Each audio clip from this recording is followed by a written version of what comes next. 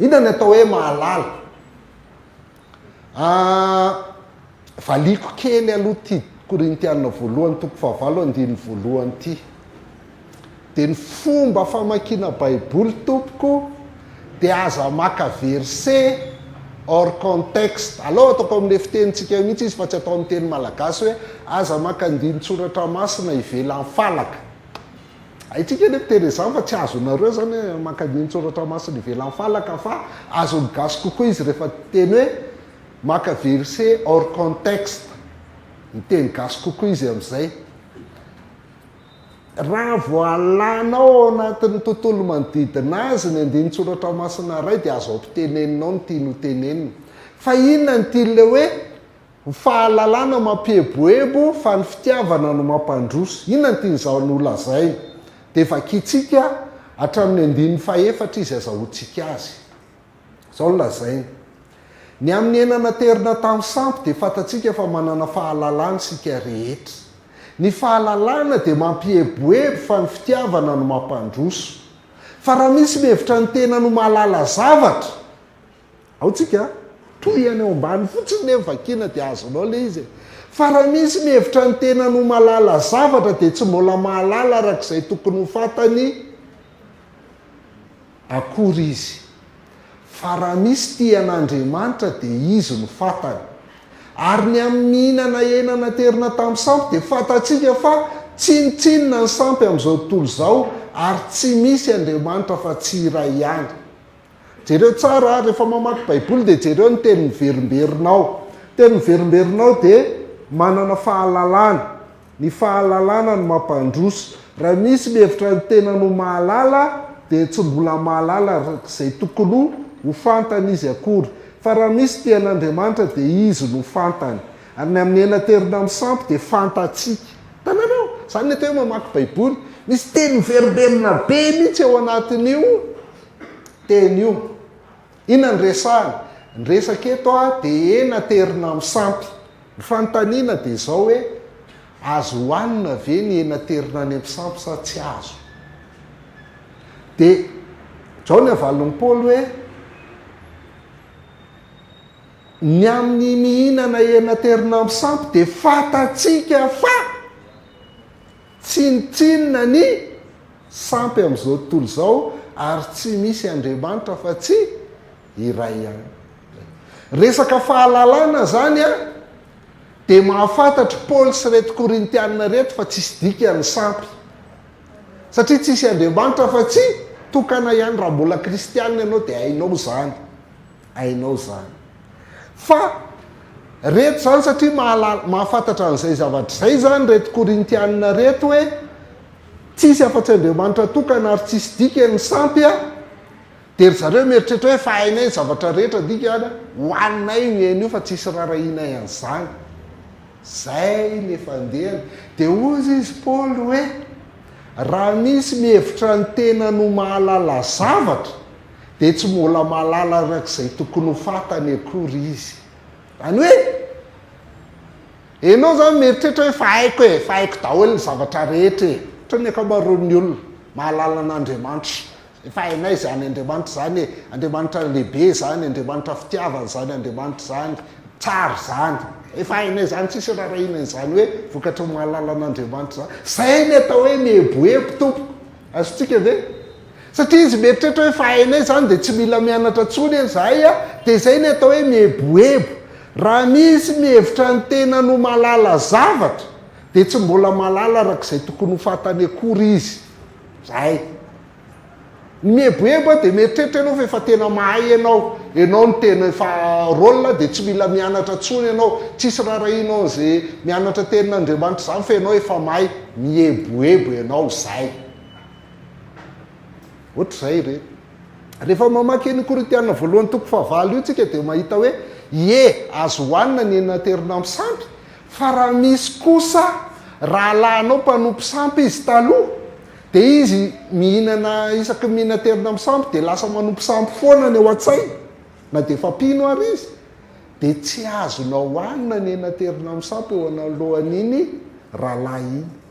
Rehefa tsy eo hohany ka tsisy dikany fa rehefa eo azahoaniny zay ny atao hoe fitiavana no mampandroso noho ny fitiavanao an'le rahalahy dia tsy hohaninao le enana dia azonao hohanina ary zay ny dikan'io tompo fa tsy milaza mihitsy hoe zay fahalalana rehetra ao baiboly ko maninona ny tsy nataon'Andriamanitra Jaona toko 7:9 fotsiny baiboly dia tapitra fa maninona ny ataony an'io boky be io ary maninona ny nataony boky fa tsy nataony vidéo ain'Andriamanitra ke nanao ny vidéo dia am'izay tsika tsy mila rehefa mijery vidéo mantsy ianao tsy mila mampiasa saina fa mijery fotsiny milay le Jesosy tsy izany nataony boky io satria misy fahalalana ilainao ao anatiny zay zany lasa am'izay tsika inona ny atao hoe mahalala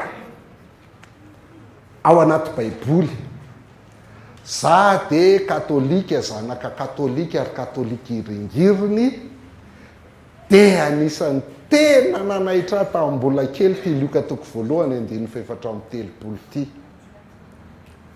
ty izy kely mihitsy aho tamin'izany hoe aroa Maria tamin'ny anjely ahoana re ny atateraka an'izany fa tsy mahalala lay a zay izy leo anaty film fa tsy zany famaky an'io ahoana no atateraka an'izany fa tsy mahalala lay a tena tsy takatry ny saiko mihitsy hoe tsy mahalala lay ahoana nefa izy lazaina fa fofombadiny Josefa dia inona ny dikan'le mahalala zany dia azotsika amin'izay ny dikan'le mahalala tsy hoe tsy mahafantatra lehilahy mihitsy izy teo amboniny tany tsisy lehilahy fantany mihitsy tao Nazareta tamin'izany tsy zany ny dikan'ny mahalala fa hoe mbola tsy nanao firaisana fakazontsika dikan'ny mahalala zany iny eto firaisana manao firaisana zany ny dikan'ny mahalala eto tadidio zay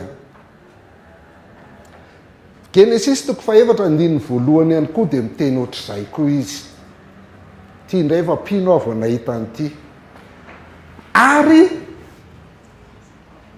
lasa le ary nahalala ny Eva vady ny Adamo dia nanananaky Eva ka niteraka ny Kaina ary hoy izy jereo tsara ny toyny nahazo zazalahy tamin'ny tompo aho eto amin'izay le dikan'le mahalala omenantsika eto nahalala ny Eva vadiny i Adamo efa toko 4 io tany amin'ny toko 2 Eva no namboarina vao nahita ny Evy i Adamo dia niteny hoe taolana avy amin'ny taolako nofo avy amin'ny nofoko zany ho mba déclaration d'amour le ry tamin'izany donc efa fantany zany i Eva fa le mahalala mihoatra lavitra noho izany ny mahalala dia fantatsika dikany eto zany dia hoe nanao firaisana tamin'ny Eva vady ny Adama dia misy vokany le izy le mahalala misy vokany satria le manao firaisana misy vokany inona ny vokany nahazo ny Kaina izy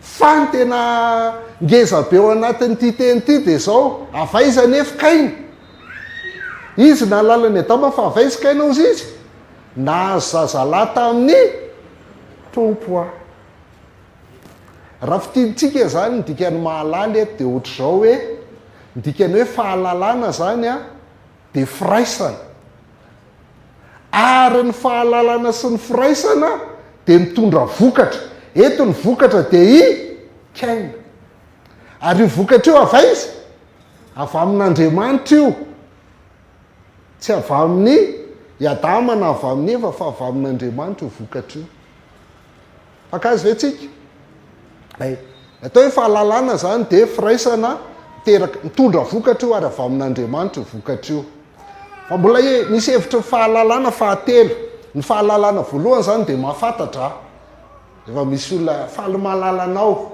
faly mahafantatra anao fantatrao zany le olona fa faharoa tsy vitany ohatr'izay fotsiny atao hoe mahalala resahany eto fa manana firaisana amin'ny olona io ianao ary fahatelo dia zao rehefa miantso olona ianao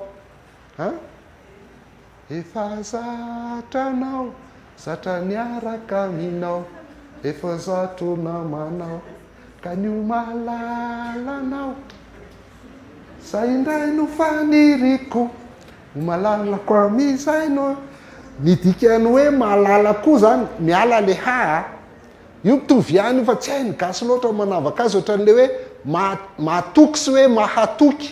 Dikany hoe mahatoky de fidèle, dikany hoe mahatoky de avoir confiance.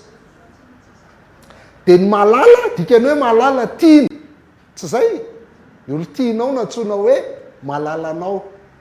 Raha asiana tovina iny izy a de lalaina, dikany lalaina de hoe tiavina.